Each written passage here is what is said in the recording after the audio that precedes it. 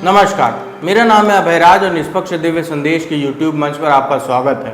कांग्रेस नेता राहुल गांधी इस समय अमेरिका दौरे पर हैं। वहां पर उनकी तरफ से कई कार्यक्रमों में हिस्सा लिया गया है।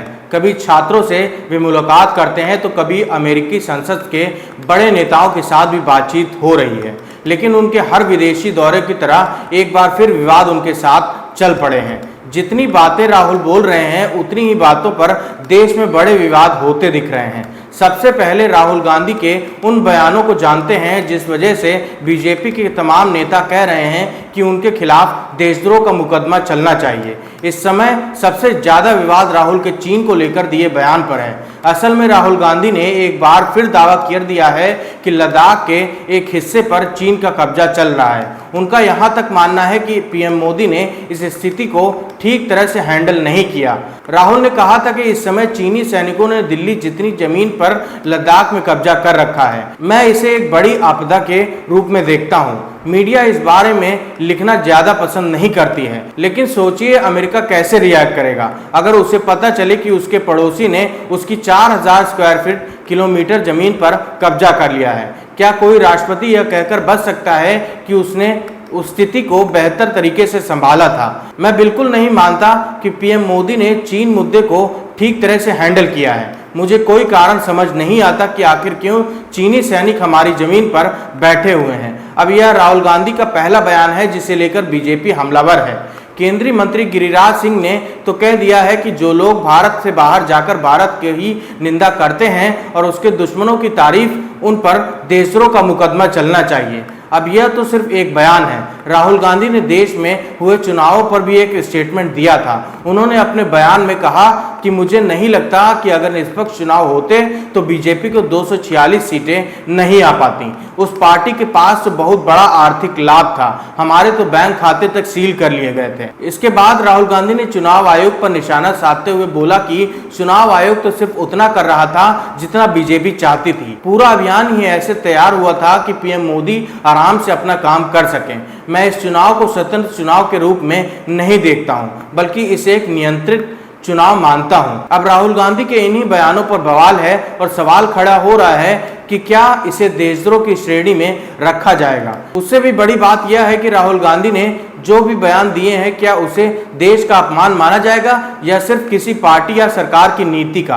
अब सबसे पहले यह समझना जरूरी है कि देश में जब राजद्रोह वाला कानून समाप्त हो चुका है, इस शब्द को ही हटा दिया गया है, इसकी जगह अब देशद्रोह शब्द को जगह दी गई है। ऐसा इसलिए क्योंकि राजद्रोह अंग्रेजों के जमाने का कानून था, तब आईपीसी की धारा 124A के तहत वो आता था। लेकिन अब क्योंकि आईपीसी की जगह भारतीय न्याय संहिता ने ले ली है, ऐसे में बड़े बदलाव देखने को मिले हैं। अब राजद्रोह या सेडिशन जैसा कोई शब्द तो न्याय संहिता में नहीं है, लेकिन उसकी परिभाषा जरूर साफ कर दी गई है।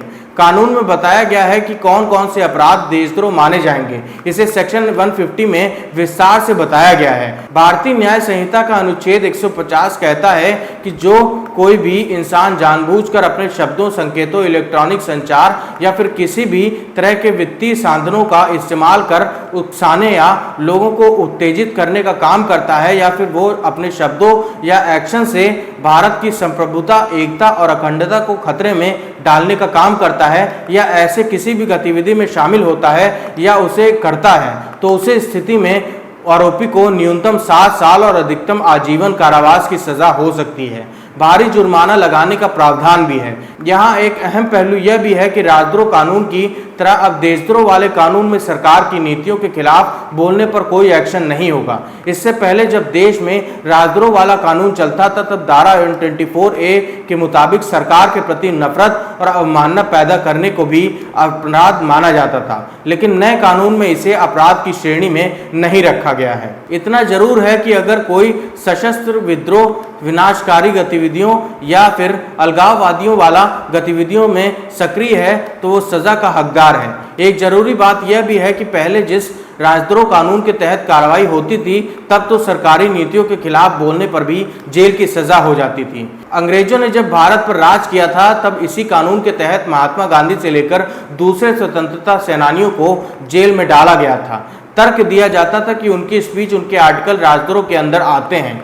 लेकिन नए कानून में साफ कहा गया है कि अगर सरकार की नीति के खिलाफ बोलते हैं, अगर आप सरकार के किसी नेता के खिलाफ बोलते हैं, उसे राजद्रोह नहीं माना जा सकता। खुद देश के गृह मंत्री अमित शाह ने इस कई इंटरव्यू में यह बात स्पष्ट कर दी है। ऐसे में बीजेपी के नेता बयानों के जरिए जरूर कह सकते हैं कि राहुल गांधी के खिलाफ देशद्रोह का मुकदमा चलाना चाहिए, लेकिन असल मायनों में ऐसा होना मुश्किल है। अगर ध्यान से देखा जाए तो राहुल गांधी ने जब चीन वाला बयान दिया है, जब उन्हें सीमा विवाद का जिक्र किया है, उन्होंने उसे पीएम मोदी से जोड़ते हुए कहा है स्थिति को ठीक तरह से हैंडल नहीं किया गया। यानी कि राहुल गांधी ने एक तरह से वर्तमान सरकार की विदेश नीति पर सवाल उठाया है, जिसे देशद्रोह नहीं माना जा सकता। इसी तरह राहुल गांधी ने जब अमेरिका में बैठकर चुनाव आयोग पर सवाल उठाया, कहा कि इलेक्शन निष्पक्ष होता तो बीजेपी को 246 सीटें भी नहीं आती।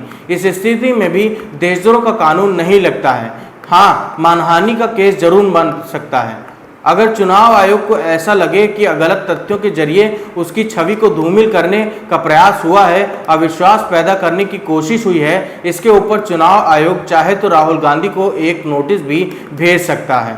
उस नोटिस के जरिए उनसे सबूत मांगे जा सकते हैं इस बात को लेकर कि आखिर इलेक्शन निष्पक्ष कैसे नहीं था। उदाहरण के लिए, जब सपा प्रमुख अखिलेश यादव ने यूपी विधानसभा चुनाव के बाद आरोप लगा दिया था कि हर सीट पर यादवों और मुसलमानों के 20-20 हजार वोट हटवा दिए गए, तब चुनाव आयोग ने उनसे तुरंत सबूत मांगा था, उन्हें दस्तावेज सौंपने के लिए कहा गया था। अब राहुल गांधी को भी ऐसा करना पड़ सकता है अगर चुनाव आयोग को जरूरी लगे। लेकिन वर्तमान कानून को देखकर जानकार इतना जरूर मानते हैं कि कांग्रेस नेता पर चीन की तरफ करने को लेकर, सरकार की विदेश नीति पर सवाल उठाने को लेकर देशद्रोह का एक मुकदमा नहीं चल सकता है।